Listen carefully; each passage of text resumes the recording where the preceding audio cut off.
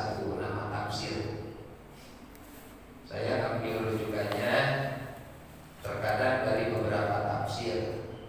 Nah, untuk mengawali di surah Ad-Dukhan ini diambil penjelasan dari 3 tafsir. Pertama, Soffah Tafsir. Yang kedua, Tafsir Munir. Yang ketiga dari Tafsir As-Sawi. Untuk sebelum masuk ke penjelasan yang terdapat di Tafsir Munir, mari kita sama-sama untuk memanfaatkan penjelasan yang ada di dalam Soffah atau di dalam Tafsir As-Sawi yang berkaitan dengan masalah keutamaan surah Ad-Dukhan kalau dibaca oleh kita. Alhamdulillah di saat kita telah mengenali tentang keutamaan surah Ad-Dukhan. Nah, kalau untuk yang belum, mari kita jelaskan lewat hadis Rasulullah SAW. Karena ini terdapat di dalam tafsir yang lain, maka saya dipotong adalah ini penjelasan.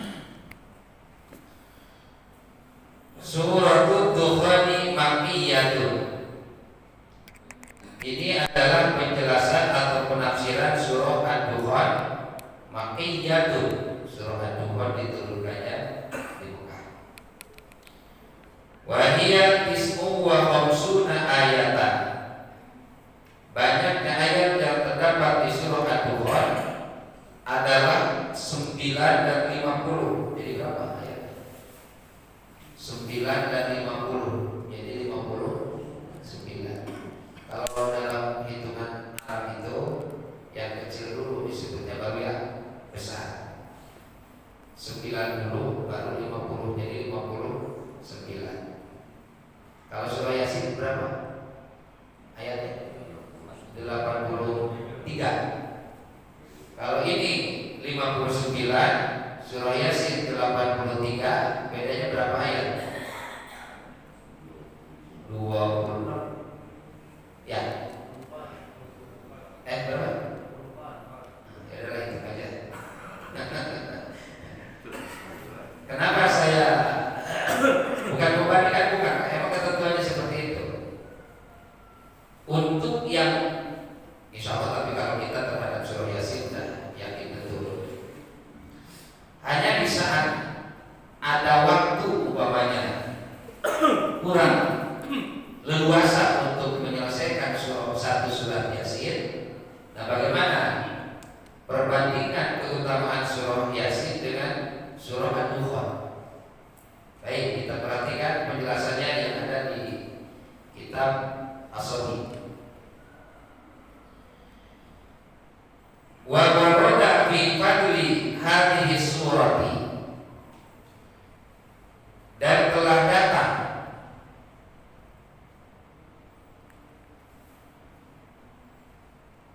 kalau di sini di dalam tafsir Munir itu sampai kalimatnya pun disebut.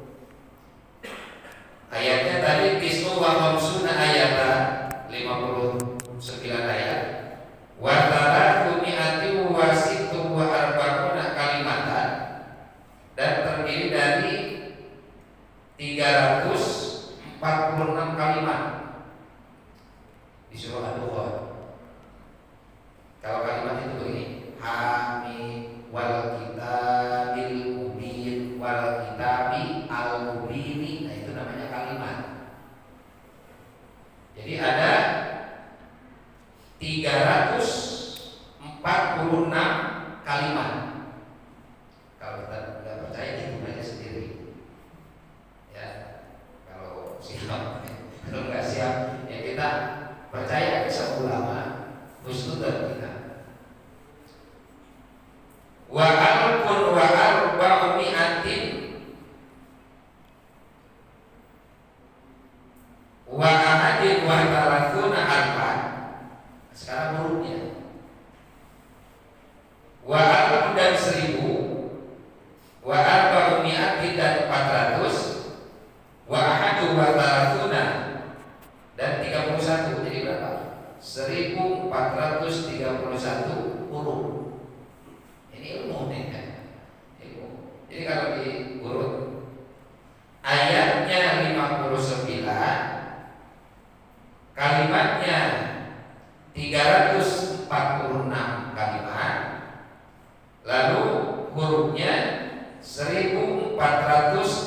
21 huruf. Kalau huruf itu seperti ini, ha, mim. Nah, terdiri dua huruf. Wal kitabi, waw, alif, lam, kaf, ta, alif, ba. Berarti 7 huruf.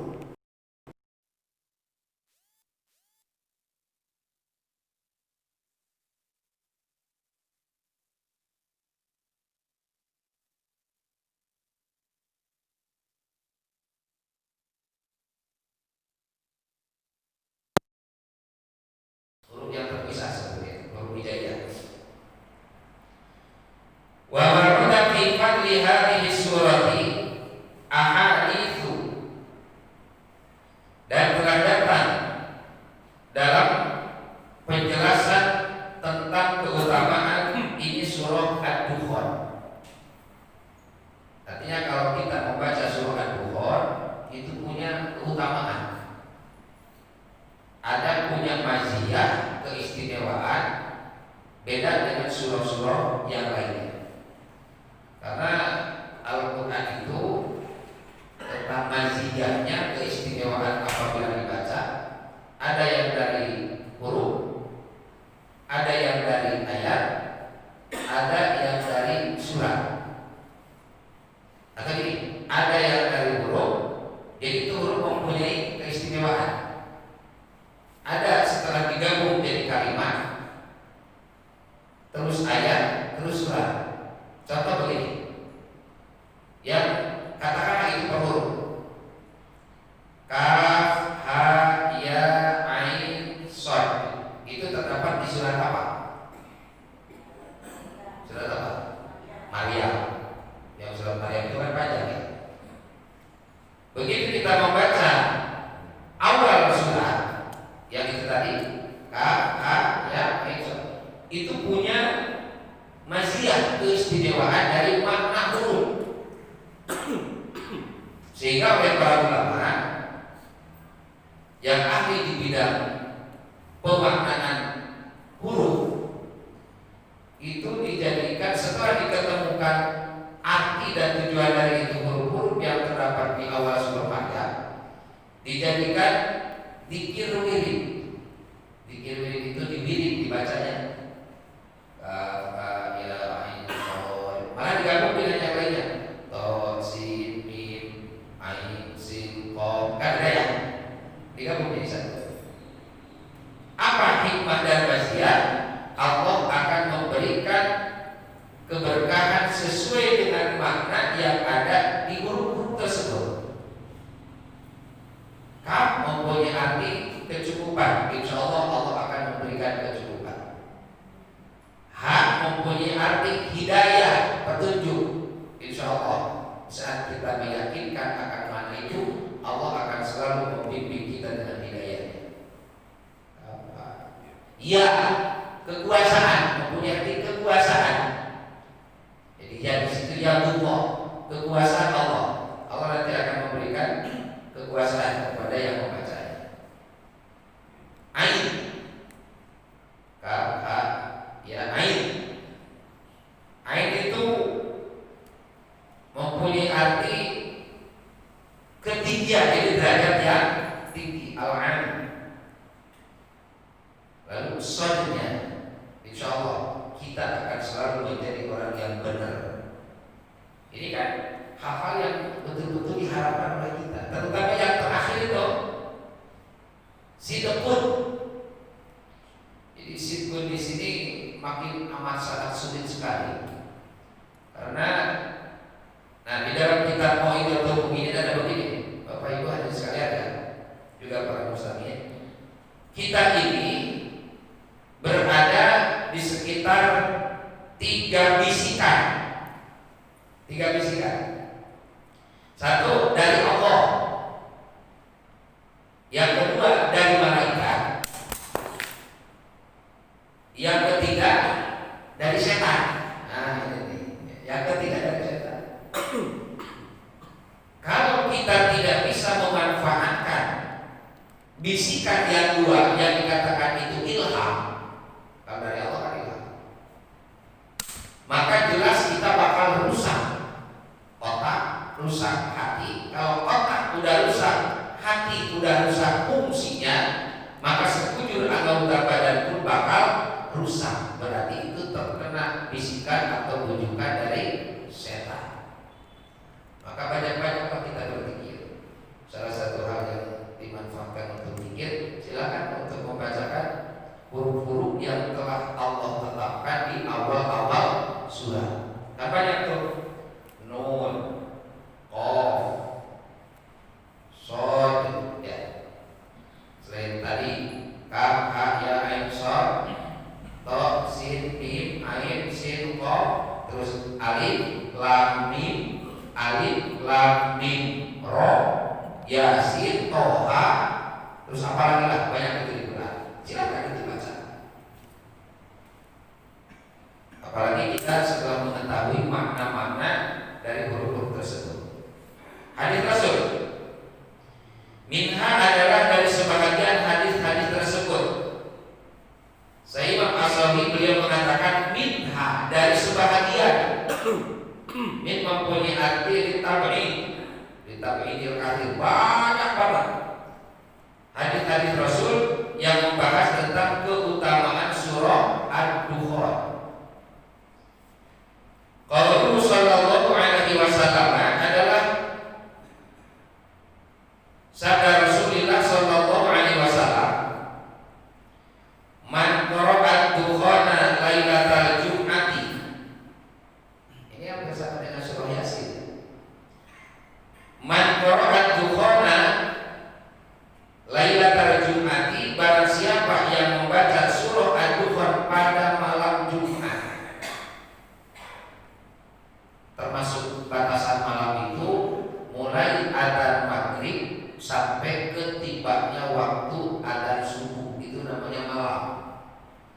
Berarti kalau begitu ba'da maghrib tidak hanya sekedar surah Yasin, kalau kita mau tambahkan dengan surah Ad-Dukhan. Atau karena alhamdulillah kita sudah punya rutinitas setiap habis maghrib baca surah Yasin, silakan baca surah Ad-Dukhannya malam, mau sebelum tidur atau mau bangun malam silakan. Karena ini ayatnya juga kan lebih banyak kan surah Yasin daripada surah Ad-Dukhan. Lalu apa manfaatnya? Kalau kita kan terkadang ke arah sana dulu. Selain kita berharap pahala, juga kita selalu berharap hikmah dan manfaat dari ayat atau surat yang dibaca. Asbaha maghfuran lahu wa zuwija minal huril 'ain. Asbaha maka bakal masuk di waktu subuh. Jadi begitu waktu subuh tiba dan alhamdulillah usia kita pun sampai. Begitu malam Jumat kita baca surah Ad-Dukhan, lalu usia kita nyampe sampai waktu subuh, maghfuran lahu, maka keberadaan dia itu telah dimaafkan oleh Allah Subhanahu wa taala. Alhamdulillah. Maaf Allah itu perlu kita raih. Nah, dari sekian banyak cara untuk kita bisa mendapatkan ampunan dari Allah adalah rajin membaca surah Ad-Dukhan di setiap malam Jumat. Sementara dosa kita ini kan bisa dikatakan tak terhitung karena kita belum pernah menghitung perasaan kita ini bersih dari dosa. Padahal begitu bangun dari tidur lisan kita mulai difungsikan, bangun dari tidur mata mulai difungsikan, semua anggota badan begitu kita bangun difungsikan. Nah disitulah tidak akan luput dari kesalahan-kesalahan. Bahkan kesalahan itu akan bisa mengandung jadi dosa. Jadi bisa kita hitung berapa belas jam kita aktivitas di siang hari. Bangun sekarang alhamdulillah, yakinkan ini merupakan salah satu kebaikan dari Allah untuk kita saat kita pandai memanfaatkannya.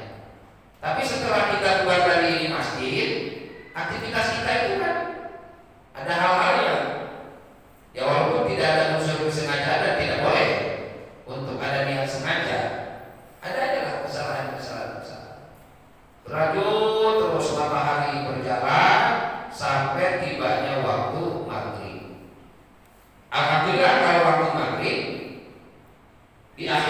kegiatan di masjid, masuk rumah kita tidak kemana-mana, meminimalkan kesalahan. Nah, untuk yang setelah maghrib pun masih beraktivitas juga, ada kemungkinan di situ ada kesalahan. Maka kita berusaha untuk menghapus kesalahan tersebut sehingga Allah memaafkan kita dengan memanfaatkan surah Ad-Dukhan. Wajuwija, dan dia akan dinikahkan minal huril aini, dari kalangan bidadari yang ada di surga. Kalau ini untuk nanti di surga. Makanya kalau kita lihat susunan kalimatnya, pertama dimaafkan dulu, lalu nanti didampingkan, disandingkan. Nah, kalau zauja itu kan dinikahkan, silakan lah boleh. Dipasangkan nanti di hari akhirat di dalam surga dengan bidadari surga. Jadi maaf dulu. Sekarang kita ya Allah, mudah-mudahan cerita mohon masuk surga, fasilitas segala macam gitu. Tapi kalau Allah tidak memaafkan, sulit kita untuk bisa meraih dan mendapatkan nikmat surganya Allah. Maka berusaha dulu kita untuk banyak sesuatu yang bisa dimaafkan Allah. Katakanlah begini, walaupun kita tidak mengeluarkan kata-kata permohonan maaf, tapi kalau banyak perilaku yang akan menjadikan Allah memaafkan, yakinkan dosa kita dihapus oleh Allah. Enggak lama insya Allah. Kalau seandainya surah Yasin dibaca sekitar 10-15 menit, berarti ini kan setengahnya 7 sampai 10 menit, insya Allah selesai surah Ad-Dukhan. Tapi yang namanya setan kan menggoda kita itu dari sekitar kita. Di Quran itu dijelaskan setan datang dari depan, muncul dari belakang, geser ke kiri dan ke kanan, bahkan dari atas kepalanya pun setan mengelilingi kita, supaya jeda waktu, jarak waktu 10 menit itu dirasakannya lama banget. Akhirnya surah Ad-Dukhan yang sudah jelas manfaatnya, rujukannya ada, kita juga belum sempat untuk membacanya. Wa minha, dan juga dari sebahagian ahadits Rasul yang berkaitan dengan surah Ad-Dukhan. Man qara'a Ad-Dukhana lailatal jum'ati asbaha yastaghfiru lahu sab'una alfi malakin. Kalau ini disebutkan di dalam hadis ini, jenis makhluk yang mendoakan dan mohon istighfar kepada Allah. Malah Rasul menyampaikannya enggak tanggung-tanggung hitungan malaikat. Man qara'a Ad-Dukhana, pada siapa yang membaca surah Ad-Dukhan lailatal jum'ati, pada malam Jumat, asbah, maka di saat dia bangun dari tidur waktu pagi. Waktu pagi di sini bukan jam 5, jam 6, bukan. Ini udah termasuk pagi ini. Begitu masuk waktu subuh itu udah pergantian hari. Udah bukan malam lagi, udah siang. Sekarang subuh jam 4 lewat berapa tadi? 8 ya? Ya kurang lebih segitulah. Nah itu udah termasuk asbah. Udah bukan malam lagi. Makanya kalau dianggap dan disangka itu sebagai malam, masih malam, nah itu kan menunjukkan dan rayuan dari setan. Baru jam 4 kurang logis berapa, masih malam. Kata setan kan begitu. Tidur lagi. Akhirnya kan 14. Ketawa itu setan, hanya gak tiduran sama kita, berarti kita kalah. Yastaghfiru lahu sab'una alfi malakin, akan membacakan istighfar baginya, bagi setiap orang muslim yang membacakan surah Ad-Dukhan. Siapa yang membacakan istighfar? Sab'una alfi malakin, sebanyak 70.000 malaikat. Jadi kita baca tuh surah Ad-Dukhan, tutup setelah kita baca. Kalau kita tidak hafal, tidurlah. Begitu terbangun, maka saat kita sedang tidur itu sebanyak 70.000 malaikat beristighfar kepada Allah untuk kita yang membaca itu surat. Padahal hanya satu kali Rasul minta kepada kita dalam dari 1 minggu. Tapi tetap aja ya merasa terbebani. Mudah-mudahan bacaan surah Ad-Dukhan selancar surah Yasin. surat-surat kalau tidak rutin dibaca masih tersendat-sendat. Tapi kalau yang namanya surah Yasin, terus surat apa lagi? Waqiah, Al-Mulk, Ar-Rahman, kayaknya udah segitu ya. Selain dijama ini yang di luar juz 30. Hanya itu aja tuh. Yasin, Al-Waqiah, Al-Mulk, Ar-Rahman. Itu agak lancar tuh bacaannya karena sering. Tapi kalau yang lain-lainnya, barisan pertama lancar, begitu pindah ke barisan bawahnya, mentok dulu, istirahat dulu, tersendat dulu, karena nggak terbiasa. Coba kalau surah Yasin, walaupun lembarannya udah belum harus dibuka, kita udah lewat tuh ke lembaran berikutnya, karena udah lancar. Waqiah juga begitu. Nah sekarang tambahkan dengan surah Ad-Dukhan. Diatur aja lah. Maksudnya itu begini, ya kalau sekaligus alhamdulillah, Yasin dibaca, Ad-Dukhan dibaca, Ar-Rahman, Al-Mulk dibaca, alhamdulillah. Tapi kalau seandainya waktu dan juga kemampuan fisik kita udah terbatas, diatur aja. Jam berapa, silakan. Yang terpenting dibaca semua. Seperti kita membaca doa, kalau kita punya banyak hafalan doa, sehingga kalau dibaca panjang lama, di saat kita disuruh memimpin doa, ya jangan dibaca semua, disesuaikan.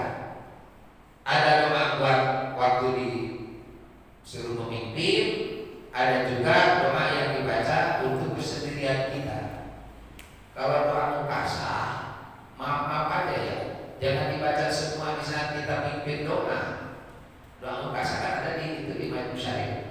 Itu berapa lembar dibaca semua, ya walaupun kita lancar, tapi kan hadirin yang ngaminin kapan selesainya? Dikirain udah suara pelan itu maka Rabbana taqabbal minna. Biasanya kita kan kalau udah mendengar yang mimpin dengan Rabbana taqabbal minna udah seneng tuh. Rabbana taqabbal minna udah nih. Paling nanti Rabbana atina fid dunya hasanah wa sallallahu alaihi wasallam Muhammad. Tapi kalau ini pelan, ternyata kenceng lagi dan bukan Rabbana taqabbal minna. Disitulah muncul sifat manusiawi yang gak sabar. Ini lama amat, gitu ya. Jadi jangan memunculkan hal-hal yang ikut ngaminin itu ada perasaan mau keluar tanggung, duduk panjang banget, sesuaikan. Harus bijaksana kita ini, harus bijaksana. Tapi bukan berarti lalu ya udahlah yang dibaca Rabbana taqabbal minna aja sama Rabbana atina fid dunya hasanah, ya boleh-boleh aja. Cuma kan kita harus sesuai dengan apa yang dibutuhkan oleh kita, walaupun itu mencakup. Dua hadisnya. Yang ketiga, wa minha qauluhu sallallahu alaihi wasallam. Apakah dibacanya itu hanya malam saja atau bagaimana kalau siangnya, siang Jumat? Man qara'a hamim ad-dukhan lailatan jum'ati aw yawmal jum'ati banallahu lahu baitan fil jannah. Hati-hati ini mengartikannya nih. Hati-hati. Kenapa harus hati-hati? Kadang-kadang suka sesuai dengan kata-kata itu hadis. Man qara'a, barang siapa yang membaca hamim ad-dukhan, artinya surah ad-dukhan, hamim yang ada di surah ad-dukhan. Bukan begini. A'udzubillahi minasyaitonir rajim. Bismillahirrahmanirrahim. Hamim ad-dukhan. Balik lagi. Jadi ini surat ad-dukhan itu surat. Ada hamim di surah ad-dukhan, ada hamim di surah yang lainnya. Siapa? Bahasa Rasul itu lain-lain, tapi tujuannya sama di situ. Lailatan Jum'ati, pada hari Jumat, al yaumal Jum'ati, atau pada hari Jumat. Jadi kalau dua hadis tadi pada malam. Nah sekarang di hadis ketiga di malam hari atau di siang hari. Berarti bisa siang-siang. Alhamdulillah masuk ke masjid umpamanya jam 10:30 lah, karena jarang-jarang yang jam 10. Jarang kan jam 10, jam 11 saja masih kosong. Masih di rumah kita. Kalau belum diputar pengajian, kayaknya enak aja di rumah. Padahal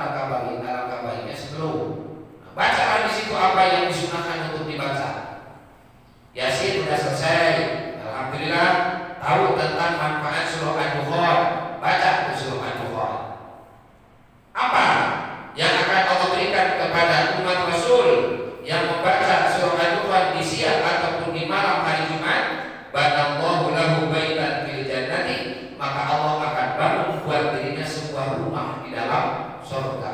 Allah akan hadiahi bangunan mewah nanti di surga yang tidak harus kita dengan materi bersedekah, yang tidak harus kita dengan langkah, yang tidak harus kita dengan mengeluarkan suara-suara yang isinya nasihat, tidak, tetapi bisa juga dengan kita sesering mungkin setiap kali ketemu hari Jumat membacakan surah Ad-Dukhan.